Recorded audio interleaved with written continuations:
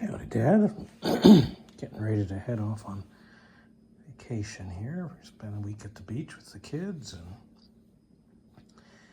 so I spent a little bit of time since I've been back from the UK out here. Not much, but I ended up, when I bought this Overdrive, it didn't come with one of these plates, so I had to get one from eBay, and I've had to clean it up. It was kind of gouged up. You can see here, I blued the whole thing and then just lapped it down till it was nice and flat. That fits to the cover. The back side here has those nibs on there where the springs go. So you get a lot of pressure on there from the 8 springs. The back side of this was in a little bit worse shape, but it's come out okay. In fact, the main problem was if you were at a straight edge across from here to here, there's about a 5 thou dip in the center here. So it took me a while to kind of get that so that I at least have a shot at getting a decent seal. And this plate has a gasket on the front and the back side. One of the main problems in terms of sealing is the back side of this thing here, which is, there's a brake ring on here. This is the brake ring here.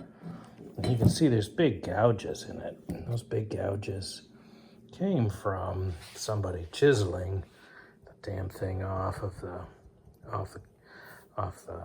main piece here. So you can see it on both sides. So my plan is to JB weld those big gouges and then just file them flat and hope I get a decent seal. This particular brake ring doesn't have a gasket front and back. It's just metal sandwich. So yeah, you got to be able to make sure that closes up nicely. The rest of this has all come out pretty well. And so the planetary gears and sun gears look okay. It all spin nicely. I measured up all of the spacers and O-rings, the unidirectional clutch, everything else looks okay. This turns out to be one of the older style overdrives. It has, instead of O-rings here to make that seal, these pumps, these have basically gaskets like, or steel rings like a piston. They are pistons. So all of this is all coming together, and I will put in an order here soon for what I need to complete this job, and hopefully get started on that fairly soon. I finally got my end seals, the oil seals on the crank, and so now I have what I need to return to the engine build, and I'll do that hopefully the week after I get back from the beach and start moving that forward.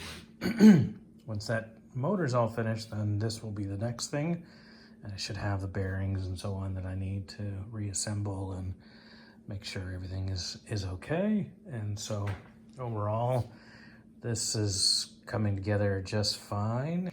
Most of the things that I'm ordering for the Overdrive unit are just new springs, new ball bearings, new bearings. I haven't found anything in here that was really in bad condition. I ended up having to. It didn't come with this cam. This is the cam that fits into the shaft that drives the oil pump up and down, and it was missing. So I was able to buy one off of eBay in the UK, and it was only like, I don't know, $18 or something. They wanted $45 to ship it. So I just had him ship it to my hotel in London and picked it up there. So it's all coming together okay. Anyways, Dad, just wanted to give you an update on what's going on over here. And I will not post this for a while yet. I still have some more work to do, and I want to finish, get a little bit further along before I give you an update. Take care. Bye-bye.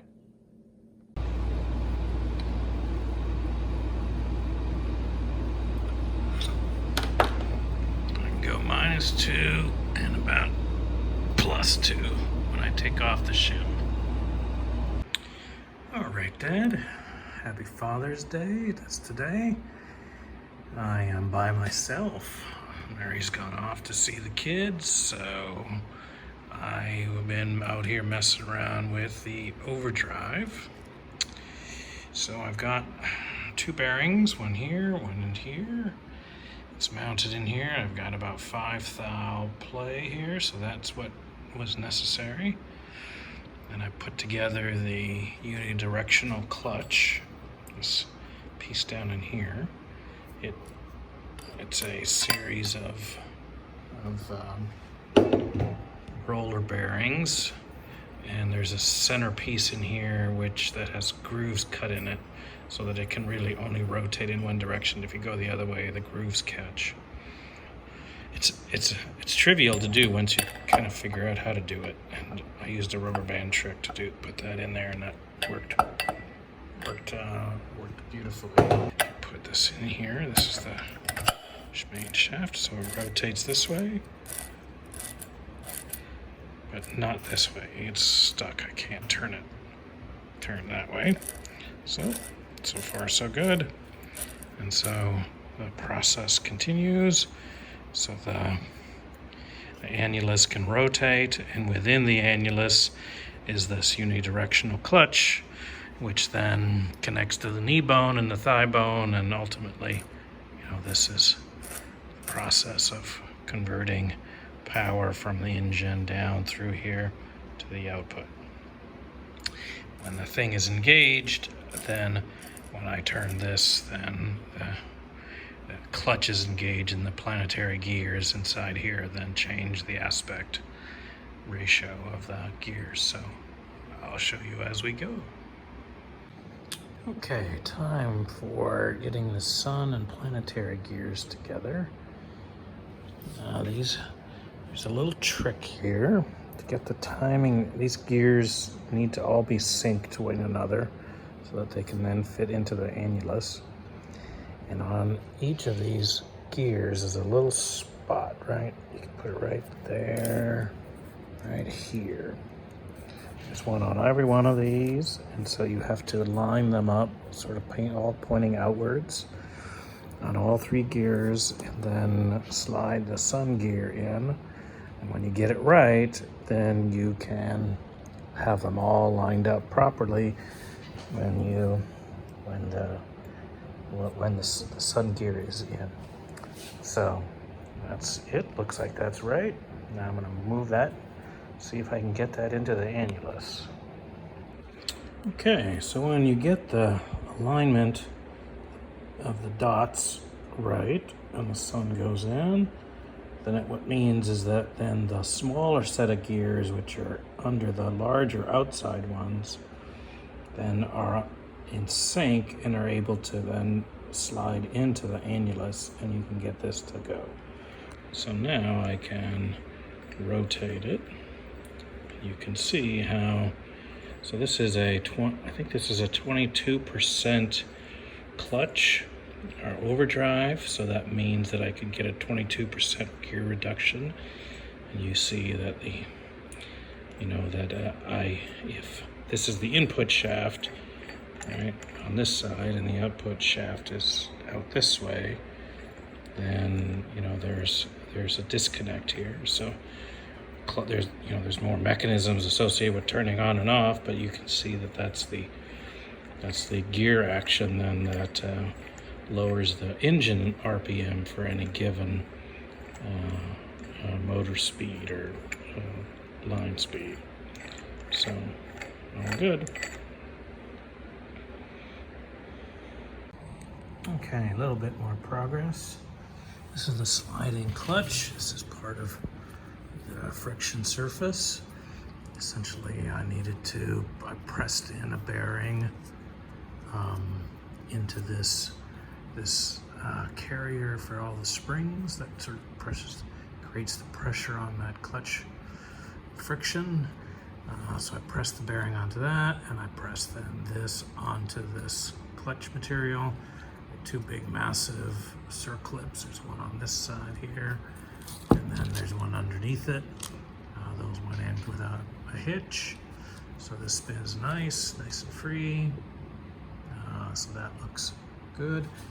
I measured the float on the sun gear, and so there's this contraption here that the folks in the Greasy Hands manual suggested. Just create this little lip here to put a dial gauge on. So essentially, you have to put the top of the rest of the housing, insert the shaft, and then look to see what kind of play there is between this now and its in the mating surface. So I measured 16 thou 2 different ways, and so I think that's the right number. It's a little bit large, so I'm gonna get a spacer. There's a thrust washer and a spacer before you get to the plate here. So I'm going to order up a new spacer that's about 6 thou larger or thicker, and so that should take me down to about 10 thou, which is about right. So that looks okay, so I need to order that. So that's sorted for now. I need that before I can go further. This is put together, and so then now I'm just sort of working on the housing over there. I have some, a few things I need to replace on the studs and so on. So I'll try to get that going as far as I can. But ultimately, I'll wait until I get the rest of these bits in before I start putting the hydraulic pump back in here. So overall, seems like it's going okay so far, and fingers crossed. All right, Dad. Sunday morning, finally getting a chance to get out here and make a little bit of progress on the Overdrive. So what I have done here is I have driven in the pump. This is the hydraulic pump that actuates the clutch, and so it has a spring and a roller down here, and so that then sort of sits on a cam on the shaft, and so when you rotate this cam, it pushes the pump up and down. So this thing is just gonna go up and down as it rides on top of that cam. And so then inside here there's a mechanism then for building up wheel pressure, and I'll sort of let you walk through that as we go. But that looks like that's going nicely. I got a new spacer in from Moss, I guess. It was 6 thou thicker. So I put that in there and I measured the float, and the float of the sun gear is about 12 thou now. 11 to 12 thou, so I'm going to call that good. I just need to now make sure everything is sort of ready. The oil pump was next. Then after all that's sorted, I'll start to mate them together. And so I have the brake ring. I'll need to lube that up, not grease it up, but use some aviation. Form a gasket as a seal, and hopefully that will come together and seal okay and not turn into an oil sieve. So anyways, a little bit of progress. I'll let you know how the rest of the day goes. All right, a little more progress. I installed pistons. I just used a spring clamp there as a clamp for the piston rings. They'll just slid in just nicely. Put in the Moloch crossbar.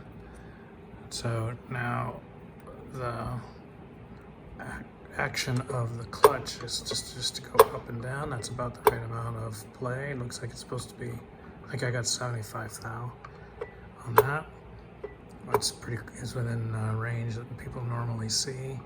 So essentially, when the pump engages, and then it will actuate these pistons, and that will drive the clutch plate backwards, and that will then, in this case here now, engage the clutch down in here.